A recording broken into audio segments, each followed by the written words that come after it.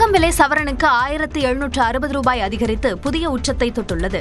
ஏற்ற இறக்கமாக இருந்து வந்த தங்கம் விலை ஒரே நாளில் கிராமுக்கு 220 ரூபாய் உயர்ந்துள்ளது. ஒரு கிராம் தங்கம் 12,900 ரூபாய்க்கு விற்பனையான நிலையில் 13,120 ரூபாயாக விலை அதிகரித்துள்ளது. ஒரு சவரன் தங்கத்தின் விலை 1,03,200 ரூபாயாக இருந்த நிலையில் 1,760 ரூபாய் உயர்ந்து 1,04,960 ரூபாயாக உயர்ந்துள்ளது. கடந்த 10 நாட்களில் ஒரு சவரன் தங்கத்தின் விலை 4,160 ரூபாய் அதிகரித்துள்ளது.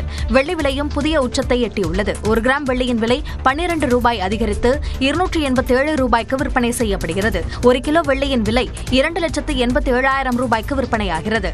தை மாதம் பிறக்க உள்ள நிலையில் பண்டிகைகள் முகூர்த்த நாட்களையொட்டி தங்கம் விலை உயர்ந்து வருகிறது.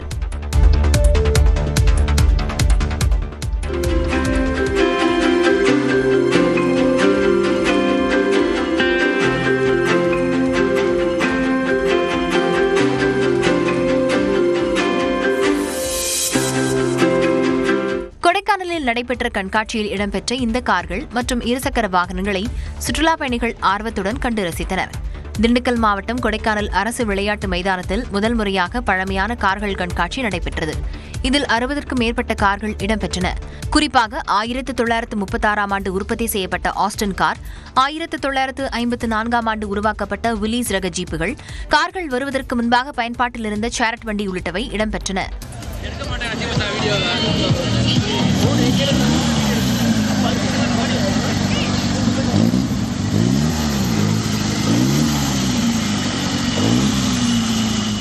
மேலும் 1950ஆம் ஆண்டு உற்பத்தி செய்யப்பட்ட AJS இருசக்கர வாகனம், தற்போது பயன்பாட்டில் இல்லாத SD மினி புல்லட் மற்றும் Yamaha 350 உள்ளிட்ட இருசக்கர வாகனங்களும் காட்சிப்படுத்தப்பட்டன. இதனை பொதுமக்களும் சுற்றுலா பயணிகளும் ஆர்வத்துடன் கண்டு ரசித்ததுடன் புகைப்படங்கள் எடுத்து மகிழ்ந்தனர்.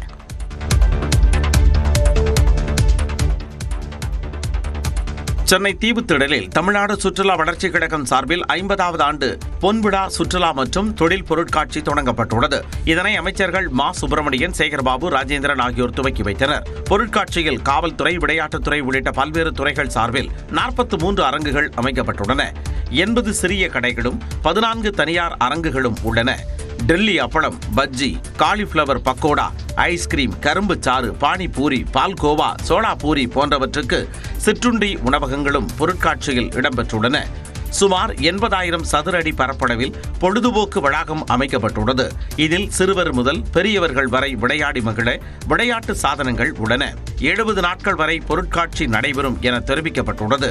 பெரியவர்களுக்கு நுழைவு கட்டணமாக 40 ரூபாயும், சிறியவர்களுக்கு நுழைவு கட்டணமாக 25 ரூபாயும் வசூலிக்கப்படும் என்றும், வார இறுதி நாட்களில் காலை 11 மணி முதல் இரவு 10 மணி வரை பொதுமக்கள் அனுமதிக்கப்படுவார்கள் என்றும் தெரிவிக்கப்பட்டுள்ளது. சென்னை கீழ்ப்பாக்கம் அரசு மருத்துவமனை வளாகத்தில் ரவுடி வெட்டி கொலை செய்யப்பட்ட சம்பவம் அதிர்ச்சியை ஏற்படுத்தியுள்ளது. கொளத்தூரைச் சேர்ந்த ஆதி என்பவர் மீது 10க்கும் மேற்பட்ட வழக்குகள் உள்ளன. ஆதி தனது தோழி சாருமதி என்பவருடன் கீழ்ப்பாக்கம் அரசு மருத்துவமனைக்கு சென்றுள்ளார். சாருமதியின் தோழியான சுசித்ராவிற்கு பெண் குழந்தை பிறந்து இறந்த நிலையில் அவரை பார்க்க வேண்டும் என சாருமதி கூறியதாகவும், அதன் காரணமாக ஆதி சென்றதாகவும் சொல்லப்படுகிறது. இந்நிலையில் திங்கட்கிழமை அதிகாலையில் நியூ லேபர் வார்ட் அருகே மதுபோதையில் தூங்கிக் கொண்டிருந்த ஆதியை அடையாளம் தெரியாத வெட்டி கொலை செய்தனர். கூடுதல் காவல் ஆணையர் நரேந்திர நாயர் கொலை நடைபெற்ற இடத்தை ஆய்வு செய்த நிலையில் முன்விரோதமே காரணம் என்றார். இறந்த நபருமே ஒரு கொலை வழக்கில் இருந்திருக்காங்க. அதோட ஒரு பழிதீர்ப்பாக தான் இப்போதைக்கு எங்களோட முதற்கட்ட புலன் விசாரணையில் தெரிய வருகிறது. கொலை வழக்கில் 8 பேர் கைது செய்யப்பட்டுள்ளனர். மருத்துவமனை வளாகத்தில் ரவுடி கொலை செய்யப்பட்ட சம்பவத்திற்கு எடப்பாடி பழனிசாமி, டிடிவி தினகரன், அன்புமணி உள்ளிட்டோர் கண்டனம் தெரிவித்துள்ளனர். ஏற்கனவே நீதிமன்றம் அதற்கு எதிராக அவ்வளவு கண்டனங்கள் சொல்லிருக்கு. நான் என்ன இப்ப தர்காக்கு உள்ள போய் இன்வெஸ்டிகேட் பண்ணிருந்தேன்.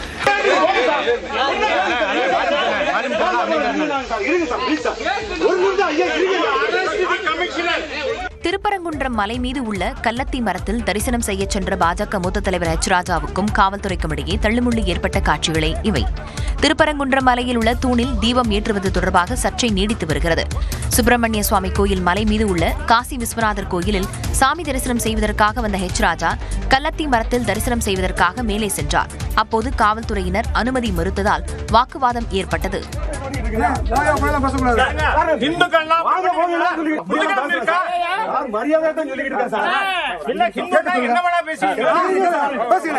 பின்னர் கள்ளத்தி மரத்தை பார்த்து தரிசனம் செய்துவிட்டு கீழே இறங்கி வந்த ஹெச் ராஜா உள்ளிட்ட பாஜகவினரை காவல்துறையினர் கைது செய்ததால் அப்பகுதியில் சலசலப்பு ஏற்பட்டது. காசி விஸ்வநாதர் ஆலயத்துக்கே போகணும்னு திட்டமிட்டு தான் வந்தேன். ஆனால் காவல்துறை போட்ட பல்வேறு முட்டுக்கட்டைகளின் காரணமாக காலதாமதமாயிடுச்சு. கைது செய்யப்பட்டவர்கள் அரை மணி நேரத்திற்கு பிறகு விடுவிக்கப்பட்டனர்.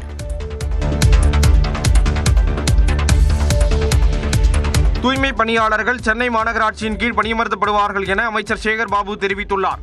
சென்னை அம்பத்தூரில் 57 நாட்களாக போராட்டத்தில் ஈடுபட்ட தூய்மை பணியாளர்களை சந்தித்த அமைச்சர் சேகர் பாபு, தூய்மை பணியாளர்களின் கோரிக்கைகள் அனைத்தும் பரிசீலனை செய்யப்பட்டு நிறைவேற்றப்படும் என்றார். இதை கேட்ட தூய்மை பணியாளர்கள் ஆரவாரத்துடன் கொண்டாடி மகிழ்ந்தனர். நாளைய மறுதினம் போகி. இந்த போகியோடு உங்கள் பிரச்சனை அனைத்தையும் தொடர்ந்து செய்தியாளர்களை சந்தித்த அமைச்சர் சேகர் பாபு, தூய்மை பணியாளர்கள் விரைவில் சென்னை மாநகராட்சியின் கீழ் பணியமர்த்தப்படுவார்கள் என்றார். தொடர் பேச்சுவார்த்தை நடத்தி அவருடைய கோரிக்கை அனைத்தையும் அரசுடைய கவனத்திற்கு கொண்டு சென்று அனைத்து கோரிக்கைகளும் இந்த மாத இறுதிக்குள் மீண்டும் பழையபடி மாநகராட்சி ஊழியர்களாக அவர்கள் பணியமர்த்தப்படுவார்கள் என்பதை மகிழ்ச்சியோடு தெரிவித்துக் கொள்கிறோம். அது நீதிமன்றத்தில் ஏற்கனவே வழக்கு நிலுவையில் உள்ளது. நீதிமன்ற இறுதி தீர்ப்பிற்கு பிறகு நீதிமன்றம் என்ன வழிகாட்டுகிறதோ அதை நடைமுறைப்படுத்த முயற்சிப்போம். தூய்மை பணியாளர்கள் போராட்டத்திற்கு ஆதரவளித்த அனைவருக்கும் அமைச்சர் சேகர் பாபு நன்றி கூறினார்.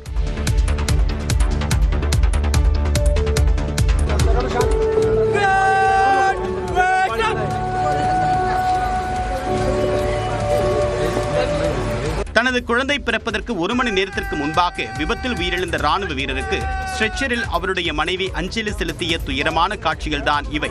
மகாராஷ்டிர மாநிலம் சதாராவை சேர்ந்த ராணுவ வீரர் பிரமோத் ஜாதவ் தன்னுடைய மனைவியின் பிரசவ காலத்திற்காக விடுப்பு எடுத்து வந்துள்ளார். பிரசவத்திற்காக அவருடைய மனைவி மருத்துவமனையில் அனுமதிக்கப்பட்ட நிலையில் பைக்கில் சென்ற ராணுவ வீரர் பிரமோத் ஜாதவ் விபத்தில் சிக்கி உயிரிழந்தார். அடுத்த 1 மணி நேரத்தில் அவருக்கு பெண் குழந்தை பிறந்தது. மறைந்த பிரமோத்தின் உடலுக்கு ராணுவ மரியாதை அளிக்கப்பட்ட நிலையில் மருத்துவமனையிலிருந்து ஸ்ட்ரெச்சரில் அழைத்து வர அவருடைய மனைவி தன்னுடைய கணவரின் உடலை பார்த்து கதறி அழுதார்.